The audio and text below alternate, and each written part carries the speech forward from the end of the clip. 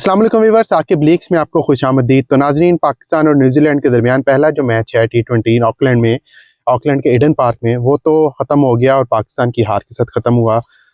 पता ही है आपको, 46 रन से पाकिस्तान की टीम हारी। 226 स्कोर किया था न्यूजीलैंड ने और पाकिस्तान की टीम 18 ओवरों में 180 रन बनाकर पूरी टीम आउट हो गई। तो 10 की एवरेज के साथ पाकिस्तान की टीम खेली। अगर परफॉर्मेंस की बात करें तो परफॉर्मेंस निस्बतन पाकिस्तान की बेहतर थी। अगर वो अच्छी नहीं थी तो आप उसको बुरी भी नहीं कह सकते। बॉलर्स ने यकीनन ज़्यादा रन्स दे दिए, 226 बहुत ज़्यादा रन्स थे। न्यूजीलैंड के बल्लेबाजों ने कंडीशंस का बहुत अच्छा इस्तेमाल किया और जो है एक बड़ा टोटल बना दिया।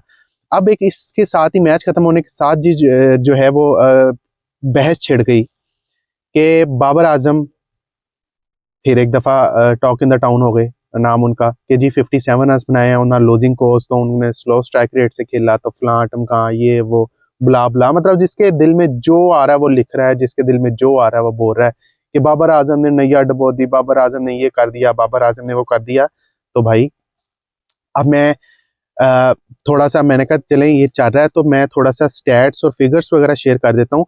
हम बाबर आजम की इनिंग को खोल के रख देते हैं आप लोगों के सामने, क्योंकि मुझे तो समझ नहीं आ रही कि ये तनकीद किस हिसाब से हो रही है। मतलब बनती नहीं है, लेकिन लोग कर रहे हैं। अगर आप लोग भी इसको जायज़ समझते हैं तनकीद को तो कमेंट सेक्शन में लाजमी बताएं।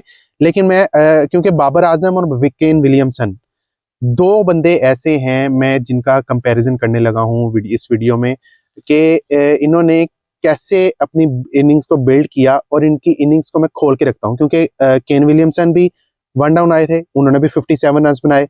बाबर आजम भी वन डाउन आए थे, उन्होंने भी 57 रन बनाए। केन विलियमसन ने 42 गेंदों का सामना किया, बाबर आजम ने 35 गेंदों का सामना किया।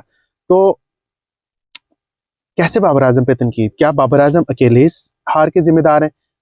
वो अब मैं आपको बताता हूँ कि किस तरह और क्या हुआ। अब देखें, केन विलियमसन की पहले बात करते हैं। केन विलियमसन, क्योंकि उसकी उनकी बात करना पहले इसलिए क्योंकि उन्होंने पहले बैटिंग की थी, तो इस वजह से उनकी पहले बात करते हैं कि केन विलियमसन की इनिंग्स कैसे चली थी। अब केन विलियमसन इनकी बात करें तो जरा मैं स्कोर कार्ड खोल लूँ कि जी डेवन कॉनवे आउट हुए पहले ही ओवर में एक स्कोर पे, उसके बाद आए केन विलियमसन। केन विलियमसन ने जी, मैं आपको टोटल बता देता हूँ, 42 बॉल्स पे 57 रन बनाए हैं। 1 घंटा वो क्रीज पर मौजूद रहे, यानी कि 60 मिनट क्रीज पर मौजूद रहे हैं। 9 चौके मारे हैं, छक्का उन्होंने कोई नहीं मारा, और स्ट्राइक रेट था उनका जनाबे वाला 135। ठीक हो गया। अब इनकी मैं इनिंग्स को जरा खोल के रखता हूँ। खोलने से मुराद इनकी इनिंग्स किस तरह बिल्ड हुई, किसना कितना स्कोर हुआ।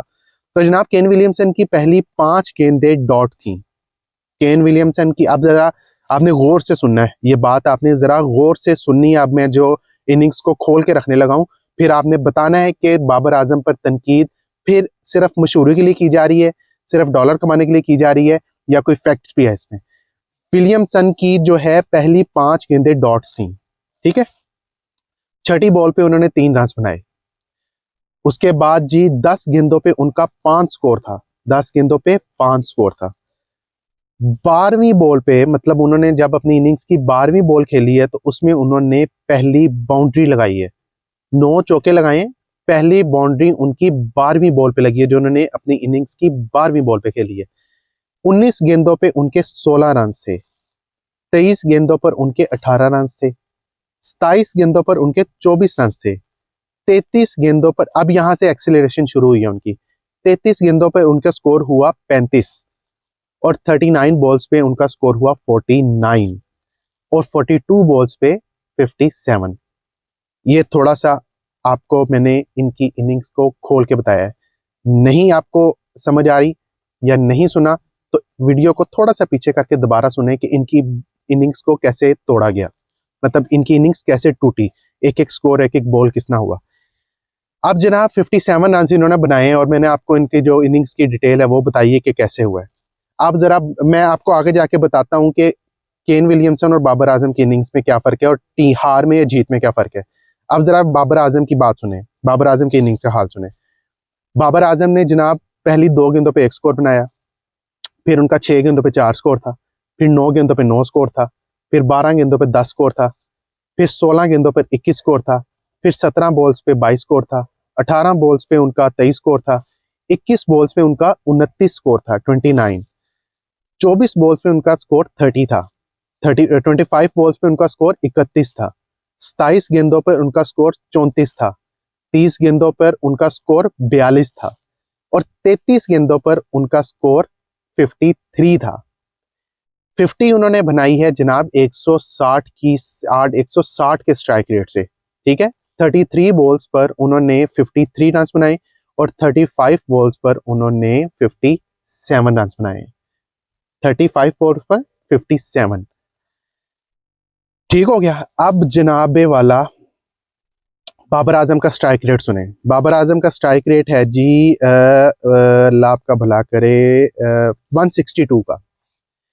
135 का स्ट्राइक रेट केन विलियमसन का है, नंबर 3 पर आते हैं। मैं दोनों का डिफरेंस इसलिए कर रहा हूँ क्योंकि दोनों फैफ 4 में शामिल है, दोनों बड़े बैट्समैन है और दोनों पर बात की जा रही है, लेकिन बाबर आजम पर तनकीद ज्यादा की जा रही है। 162 का स्ट्राइक रेट जो है बाबर आजम का है, 135 का स्ट्राइक रेट जो है केन विलियमसन का है। अब जरा दूसरे जो टीम के खिलाड़ी हैं उनके हाल अहवाल सुने। मैं पहले आपको न्यूजीलैंड का बता देता हूँ कि उन्होंने 226 स्कोर किस तरह किए हैं। तो जनाबे वाला फिन एलन ने 35 स्कोर किया है, 34 स्कोर। फिन एलन ने 15 गेंदों पर 34 स्कोर किया है। डेरल मिचेल ने आपके जनाब 27 गेंदों पर 61 स्कोर किया है, ठीक है ना। उसके बाद गिलेन फिलिप्स ने 19 स्कोर किया है। मार्क चैपमैन ने 11 गेंदों पर 26 स्कोर किया है। एडम मिलने ने 11 गेंदों पर 10 स्कोर किया है। ये कंट्रीब्यूशन था दूसरी टीम का, इस वजह से न्यूजीलैंड की टीम जो है 226 पर पहुंची। अब जरा हमारे कंट्रीब्यूशन सुन लें, जो बाबर आजम के तनकीद कर रहे हैं उनके अलावा जो कंट्रीब्यूट हुआ वो सुन लें। साइम अयूब ने 27 रन बनाए हैं, रिजवान ने 25 स्कोर किया है, फखर जमान ने 15 रन बनाए हैं, इफ्तिखार अहमद ने 24 किया है, आजम खान ने 10 किया है। खुदा के बंदो, जरा रियलिटी चेक करके जियो। ये नए नए वेले तजिया कार आ जाते हैं मार्केट में, बाबर आजम का नाम यूज कर लेते हैं ताकि उनको फेम मिल जाए, उनके व्यूज बढ़ जाए, उनके फॉलोअर्स बढ़ जाए। भाई थोड़ा सा फैक्ट्स एंड फिगर के साथ तो चलें। उधर आपका डेरल मिचेल रिकॉर्ड 61 बना रहा है 27 गेंदों पर। फिन एलन जो है आपको ऊपर से ऑनस्लॉट कर रहा है शहीन अफरीदी पे, और विलियमसन के इर्द गिर्द सारी इनिंग्स घूम रही है।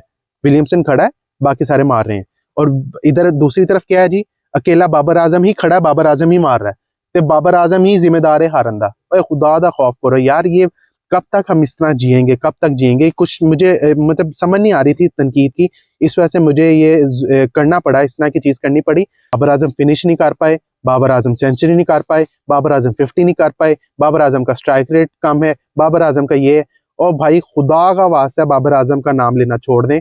कब तक बाबर आजम के नाम से रेटिंग लेते रहेंगे? मैंने आपको दोनों इनिंग्स खोल के बता दी है, फैसला अब आपने करना है कि तनकीद जायज है या नाजायज है। मेरे नजदीक ये तनकीद की बिल्कुल लॉजिक नहीं बनती, इलॉजिकल तनकीद है।